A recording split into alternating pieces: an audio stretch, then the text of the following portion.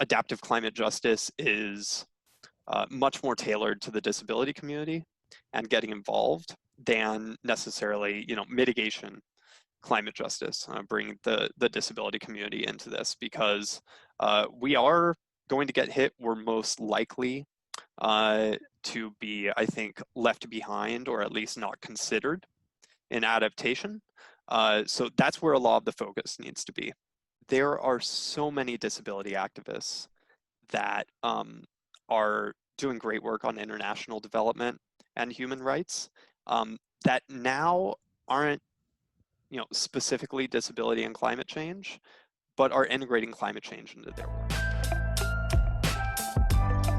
It's like the spokes on a hub of a bicycle wheel.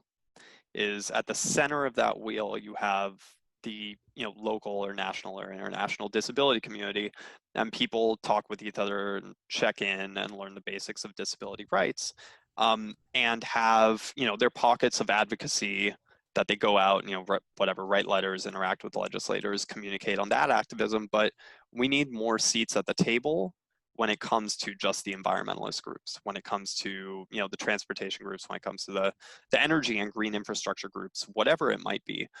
So instead of these kind of balls of activists going and then sharing their message, the balls of activists can go and then share their message, and then one person can jump over and sit on that commission to keep the discussion going.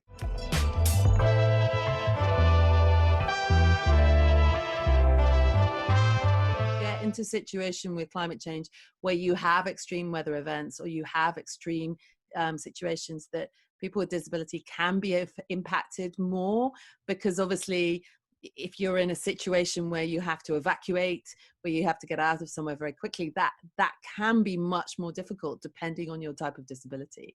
And I think this is something that we need to be much more cognizant of, particularly when we're looking at design and where we build our homes and how we build our homes, because those factors, most of us take it for granted that we're not going to be flooded anyhow. I think that's most people's assumption, but that going forward, things are going to change. With a climate impact, you're going to see more extremes of weather, which creates more difficult problems for everybody. But I do think there will be a disproportionate impact on people with disability.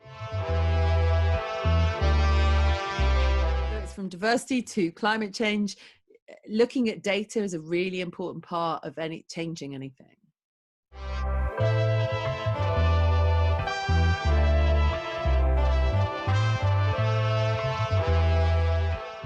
Particularly when we're doing projects that are funded with federal revenues, with federal support, that are part of a federal infrastructure program, for instance, we should make sure that they are fully ADA compliant and work with the design groups to make sure that when standardized designs are adopted, that they are disability sensitive, that the ADA rules are at a minimum met, and with any luck, we do better than that.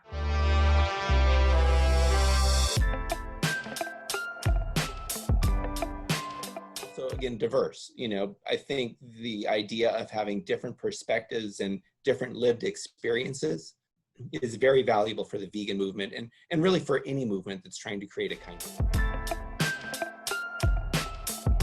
How can we make your rallies and protests more accessible and inclusive to everyone, regardless of abilities and disabilities? What do you do to ensure people with disabilities are included in the climate change fight conversations?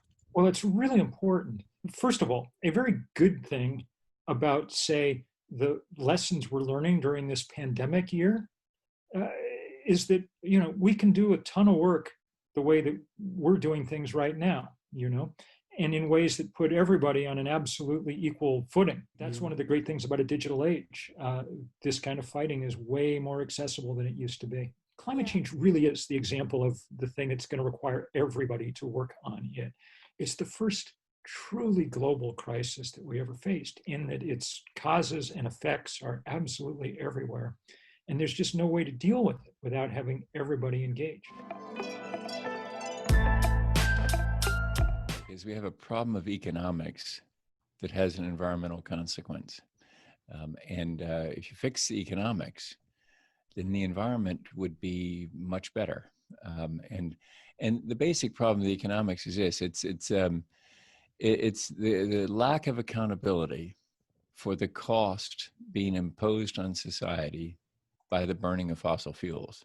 What does political courage look like in 2020 right now for Republicans? What courageous actions should they take while in office? Mostly what I'd say to people currently serving is lead, don't follow. Because if you're following, why be there? I mean, the whole idea is to lead. And if you're not willing to lose your seat in leading, well, why be there? Did you like this video? If so, share it with your friends and be sure to follow us on social media. And if you want even more resources, be sure to sign up for our email updates on our website, traipsinglobal.com. Keep learning new perspectives, keep being inclusive because it will make the world a better place for you and for everyone else. Thank you so much for watching, and I'll catch you on another episode of the Traipsin Global on Wheels podcast hour.